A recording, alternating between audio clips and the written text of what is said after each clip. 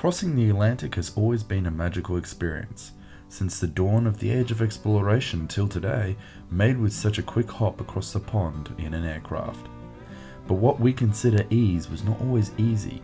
With the story to get to this point quite fascinating, I'm going to tell you everything you need to know about the history of transatlantic flights. Believe it or not, the first idea of crossing the Atlantic by air was in 1859 and was to be done by balloon. Many attempts were made, and one might have been successful if not for the start of the American Civil War.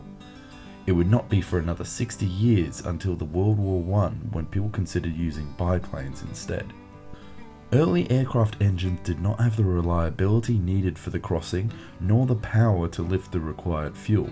But this didn't stop the idea from capturing the public's imagination.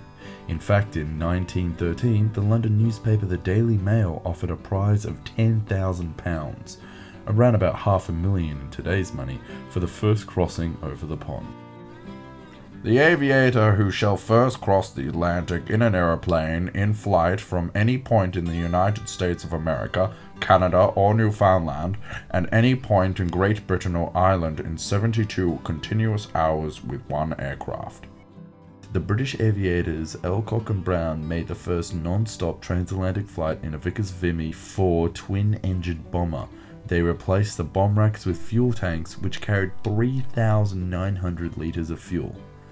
This flight took 16 hours and landed just outside of Galloway Island. Obviously, flying a World War I bomber was neither practical nor possible for a passenger aircraft, thus one company set out to provide an actual commercial passage across the sea. Imperial Airways was the first airline to investigate using short Empire seaplanes to cross over from Ireland to Americas in 1937. Not to be left out on the venture, at the exact same time Pan America flew the opposite way with the Sikorsky S-42. Both airlines would begin regular seaplane routes soon after. These initial journeys took 20 hours at an average speed of 232 km per hour. Just when civilian air travel was about to take off, pun not intended, World War II began. Because of the perils of moving precious cargo across the sea in the form of Nazi U-boats, America and the Allies decided it would be better to fly. Better technology led to better aircraft that could easily make the journey in under 20 hours, in the form of bigger piston engines and longer runways, allowing an aircraft to carry more fuel.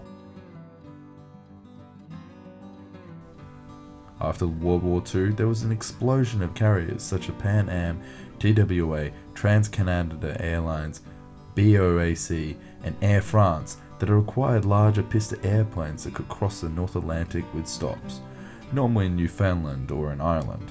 In January 1946, Pan Am's DC-4 was scheduled New York to London in 17 hours and 40 minutes. Following the end of that era was also the rise of jet aircraft. On October 1958, BOAC started the first transatlantic flights between London, Heathrow and New York with a Comet 4. Pan Am followed on the 26th of October with a Boeing 707 service between New York and Paris. From there, airlines introduced more routes with better jet aircraft, decreasing the time it would take and the flexibility of their frequencies.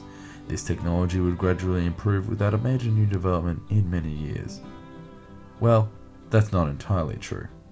Supersonic flights on the Concorde were offered from 1976 to 2003, from London and Paris to New York and Washington, with flight times of around 3.5 hours each way.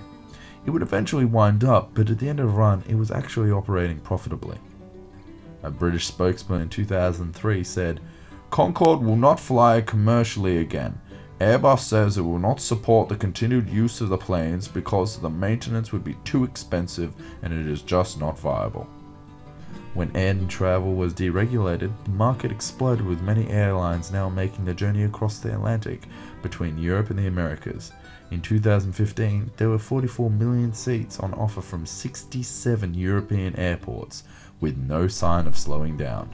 A more recent development to the transatlantic trade was the rise of low-cost travel in the form of Norwegian Airlines and basic fares on the main carriers.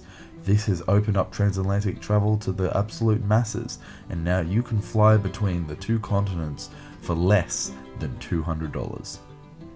What do you think? Have we missed any important events? Let us know in the comments.